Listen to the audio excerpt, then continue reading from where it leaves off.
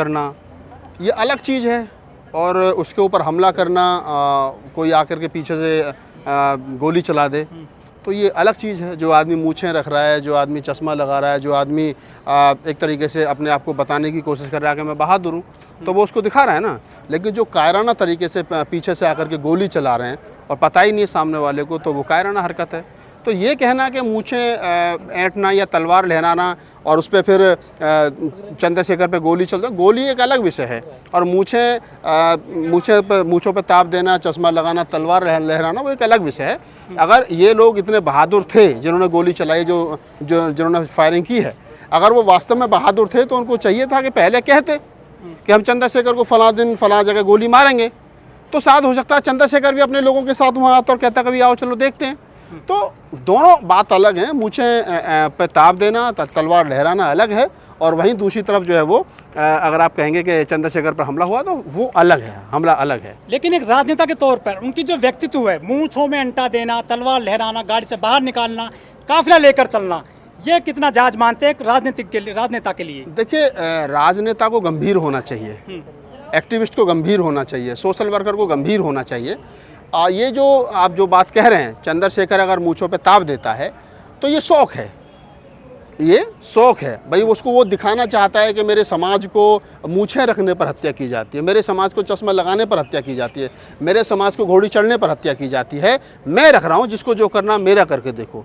तो वो कहीं ना कहीं एक तरीके से विरोध, जो उसका जो विरोध के प्रति कहते हैं ना, उसको प्रतिशोध है, उसको बताने की कोशिश की जा रही है कि हम तुम्हारे तलवार और डंडों से नहीं डरते हैं।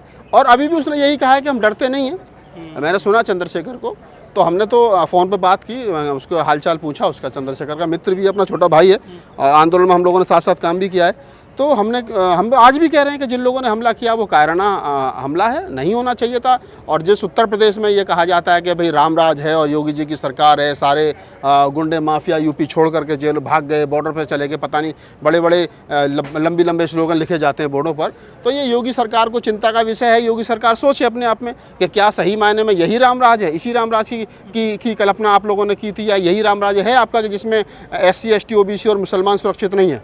लेकिन सर, जो भीम आर्मी के चीफ हैं चंद्रशेखर आज़ाद, ये भीम आर्मी चलाते हैं, आर्मी से मतलब सुरक्षा करने वाले, खुद इन पे सुरक्षा मांग रहे हैं। अब ये कैसी भीम आर्मी है? अगर इस देश का सेना नायक जो होता है, सेना प्रमुख जो होता है, वो पूरे देश की सेना को चलाता है और देश की सेना जो वो देश की रक्षा करती है, लेकिन सेना प्रमुख भी अगर अपने ऑफिस से बाहर निकलता है तो उसकी सुरक्षा के लिए भी अंगरक्षक रखे सरकार तय करती है। तो ये कहना कि भीम आर्मी जो है वो रक्षा करती है लोगों की, लेकिन अगर भीम आर्मी के प्रमुख को जो है वो रक्षा की ज़रूरत है, तो ये बिल्कुल है, जान तो जान है ना भाई। अगर ये कोई ज़रूरी थोड़ी है कि जो भीम आर्मी का प्रमुख है चंद्रशेखर, उसकी बॉडी जो वो स्टील की है, उसकी बॉडी भी तो मेरी तुम्हारी जैसी हार्ड मास की, तो गोली लगेगी, डंडा लगेगा, कोई नुकसान पहुंचाने की कोशिश करेगा तो सीधी सी बात है कि नुकसान होगा। तो ये कहना कि भाई भीम आर्मी भी सुरक्षा मांग रही, बिल्कुल भीम आर्मी सुरक्षा देती भी है, भीम आर्मी को सुरक्षा मिलनी भी चाहिए। अगर चंद्रशेखर पर हमला हुआ है तो चंद्रशेखर ने कहा कि भाई मैंने तो जो है वो हथियार अप्लाई किया था, मैंने तो कहा था कि मुझे राइफल का, बंदूक का, पिस्टल का कोई भी लाइसेंस दे, सरकार नहीं दे रही है। और वो अपने अगर अंगरक्षक रखता है तो उस पर भी फिर बहुत सारी दिक्कतें होती हैं लोगों को। तो उसको चाहिए, सरकार को चाहिए कि उसके लिए अगर इस देश के अंदर कंगना रनौत को जेट सिक्योरिटी की सुरक्षा मिल सकती है तो वो तो कोई, मैं तो समझता हूँ कि वो तो कोई एक्टिविस्ट, बाबा को मिल, बहुत सारे बाबाओं को मिली भी है और बहुत सारे पुजारी पंडे पुजारियों को मिली भी है। तो ऐसे में अगर आपको लगता है कि जो चंद्रशेखर देश भर में इसी देश के 85% बहुजन समाज की आवाज़ को उठा रहा हो, बुलंद कर रहा हो, और उस पर जानलेवा हमला हो रहा है, तो सरकारों को चाहिए कि उसको सुरक्षा मुहैया करें। चंद्रशेखर पूरे देश में कहीं भी जाते हैं तो नारा रखते हैं कि शेर आया, शेर आया। हाँ। और उस शेर को सहारनपुर में उसकी मांद में ही जो है हमला किया गया उस पर। तो क्या कुंद हो गई है इनकी सुरक्षा, जो एक मतलब ताकत थी? मैं क्या कह रहा हूँ आपको, आप इस चीज़ को समझिए। आपने कहा कि शेर आया, शेर आया, ठीक है, अच्छी बात है, ये युवाओं का जोश है, इस प्रकार के नारे लगते हैं कि देखो देखो कौन आया, शेर आया, शेर आया। तो ये सच्चाई है। और वो जिस प्रकार से गोली लगने के बाद में चंद्रशेखर भयभीत नहीं है, और उसने कहा है कि मैं बिल्कुल भयभीत नहीं, और अब मैं अपने लोगों से कहता हूँ कि वो शांति बनाए रखें, तो यही एक बहादुर आदमी की पहचान है। वो चाहता तो हड़बड़ाहट में कुछ और भी बोल सकता था, कह सकता था। कुछ लोग कह रहे हैं कि इनके गृह जनपद में हमला किया गया है, राजनीतिक षड्यंत्र हो सकता है। ये राजस्थान भी जाते हैं, उत्तर प्रदेश भी जाते हैं, वहाँ तो इन पर कोई हमला हुआ नहीं आज तक भी। नहीं, तो जो लोग ये कह रहे हैं कि गृह जनपद में हमला हुआ है और साजिश हो सकती है, तो वो पहले जांच हो रही है, पता चल जाएगा चंद्रशेखर ने खुद गोली चलवाई है या किसने चलाई है।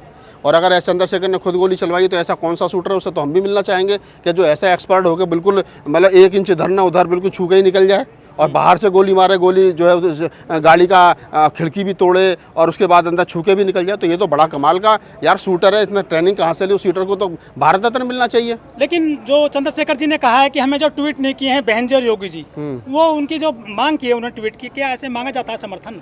नहीं, बहन जी को मैं तो मुझसे भी पहले सवाल पूछा बहुत सारे हमारे पत्रकार साथियों ने कि बहन जी ने ट्वीट नहीं किया है, अखिलेश ने किया और तमाम लोगों ने किया। तो मैं तो अभी भी कह रहा हूँ कि बहन जी को ट्वीट करना चाहिए। ये जो बिखराव हो रहा है बहन जी और चंद्रशेखर के बीच में, आज शायद 11 बजे बहन जी की पीसी थी, क्या कहा है उन्होंने पता नहीं अभी, तो हो सकता है उन्होंने कुछ कहा हो, नहीं कहा तो बोलना चाहिए।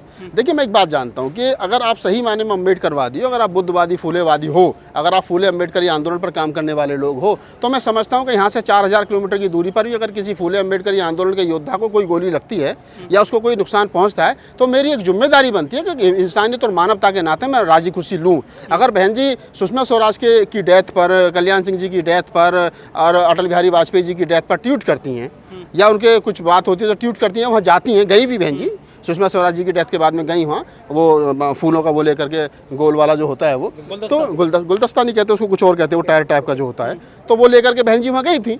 तो बहन जी वहाँ जा रही हैं तो कम से कम ये तो तुम्हारे समाज का बच्चा है, तो उम्मीद की जाए। खाट में आग लगाता है नीचे से क्या? ये खाट में तो आग लगाता है बहन जी के नीचे से। खाट में तो खाट में नीचे से आग लगाता है ये पॉलिटिकली। कौन आग नुकसान करता है तो बीएसपी को। देखिए कोई नुकसान अगर मेरी बात अच्छा तो बीजेपी वाले दोस्त हैं जो बीजेपी वाले हमारे समाज को रोज, आरएसएस वाले हमारे समाज को रोज कमजोर और प्रताड़ित कर रहे हैं, वो फिर आपके दोस्त हैं। इसका मतलब जिनके जीने मरने पर आप जा रहे हैं, जिनके लिए जन्मदिन की बधाई दे रहे हैं आप, मोदी जी के लिए अगर बहन जी जन्मदिन की बधाई देती हैं, उनकी बधाई देती है तो प्रधानमंत्री हैं वो। तो चंद्रशेखर क्या है? ये क्या है? ये कौन? क्या है? समाज का योद्धा है। लोगों में मुकदमा दर्ज करा रखा हरियाणा में इन्होंने। किसने? रविदास वाले मंदिर वाले मैटर में। तो वो तो लोग घर जाते हैं ये कौन? ये बात तो चंद्रशेखर से पूछो। अब देखो नहीं, या तो मुकदमे दर्ज करा दिए इन्होंने गरीब लोगों पे। चंद्रशेखर ने, मेरी बात सुनो, अगर आप ये कह रहे हो कि चंद्रशेखर ने मुकदमा दर्ज करा दिया, तो जिन लोगों पर मुकदमा दर्ज हुआ वो कहें इस बात को कि हमारे ऊपर जो मुकदमा दर्ज हुआ वो चंद्रशेखर की वजह से हुआ है, इस बात को कहे ना। वो तुम क्यों कह रहे हो? तुम्हारे ऊपर तो नहीं हुआ ना मुकदमा दर्ज, मेरे ऊपर भी नहीं हुआ।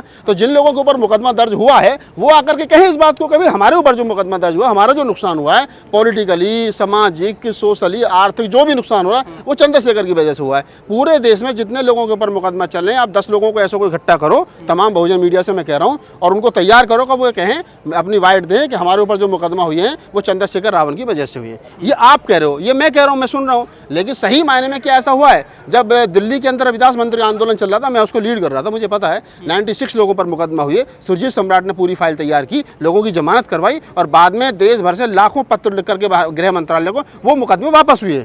तो जिन लोगों को जानकारी नहीं, उनको मैं बता दूं कि रविदास मंदिर मामले में जिन लोगों पर 96 लोगों पर मुकदमा दर्ज हुए थे, सरकार ने मुकदमा दर्ज किया तो सरकार ने वो मुकदमा वापस ले लिया है। तो ऐसा नहीं है कि दबाव नहीं बनाया गया सरकार पर, दबाव बनाया गया। किसमें? राजस्थान में समर्थन करेंगे तो पहले मुकदमा वापस लेने पड़ेंगे। मैं तो हो गए मुकदमे वापस राजस्थान में। तो नहीं, राजस्थान और मध्य प्रदेश में जब कांग्रेस सरकार बनी थी और जब बहन जी ने कहा था कि हम कांग्रेस को समर्थन करेंगे, आप हमारे मुकदमे वापस लो जो 2 अप्रैल वाले हैं, तो क्या वो मुकदमे वापस हो गए बहन जी कहने से? बताओ आप मुझे, क्या वो मुकदमे चल नहीं रहे? चल रहे हैं ना अभी भी गरीबों पे।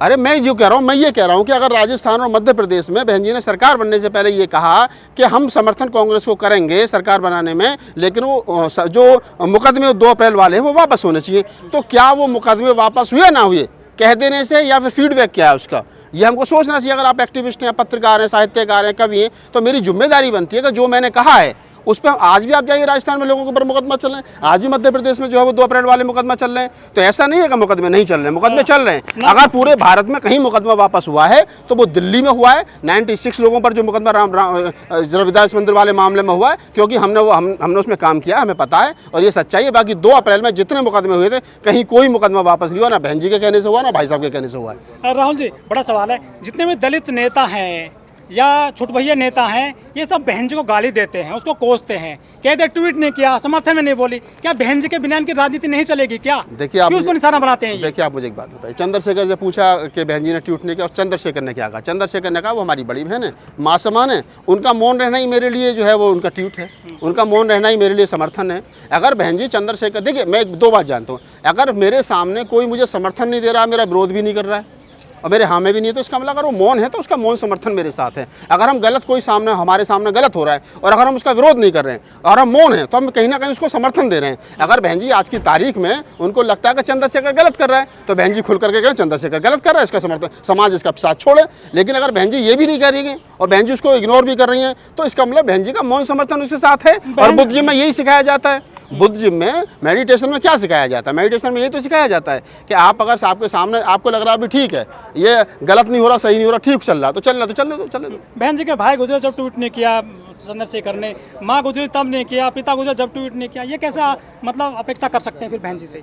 देखिए बहन जी, मुझे नहीं पता चंद्रशेखर ने ट्वीट किया नहीं किया, मैं चंद्रशेखर का कोई प्रवक्ता तो हूँ नहीं, मैं एक सामाजिक कार्यकर्ता हूँ, एक पत्रकार हूँ, साहित्यकार हूँ, और उसी नाते मैं ये कह रहा हूँ कि बहन जी हो, कल को बहन जी के साथ कोई दिक्कत होगी हम तो तब भी खड़े होंगे, चंद्रशेखर के साथ दिक्कत हो रही है हम तो तब भी खड़े हैं। समाज के अंतिम पायदान पर काम करने वाला व्यक्ति, फूले अम्बेडकरी आंदोलन पर काम करने वाला व्यक्ति जो यहाँ से 5000 किलोमीटर दूर भी रहता, वो मेरा अपना है, ये हमको समझना चाहिए। अमेरिका की रोड पर, अमेरिका के अंदर न्यूयॉर्क में एक रोड का नाम डॉक्टर अम्बेडकर के नाम पर रखा गया, तो भारत के अंदर तमाम अम्बेडकरवादियों ने उसके लिए खुशी मनाई। अगर अमेरिका के अंदर किसी दलित का, किसी अम्बेडकरवादी फूले अम्बेडकरी आंदोलन के कार्यकर्ता का शोषण होता है और तो हम भारत में रह करके उसका विरोध करते हैं कि ये नहीं होना चाहिए, तो फूले अम्बेडकरी आंदोलन के प्रत्येक कार्यकर्ता की जिम्मेदारी बनती है कि वो देश में कहीं भी कोई भी, देखिए हमारा ब्लड का रिलेशन नहीं है, हम वैचारिक, हमने अभी तक क्या ना हमने ब्लड पुत्र बनाए, खून के रिश्ते बनाए, हमने वैचारिक पुत्र, वैचारिक भाई, वैचारिक लोग बनाने चाहिए। तो मैं कह रहा हूँ कि मेरी वैचारिकी का आदमी अगर मुल्क भर में कहीं है तो वो मेरा है और मैं उसका समर्थन करता हूँ।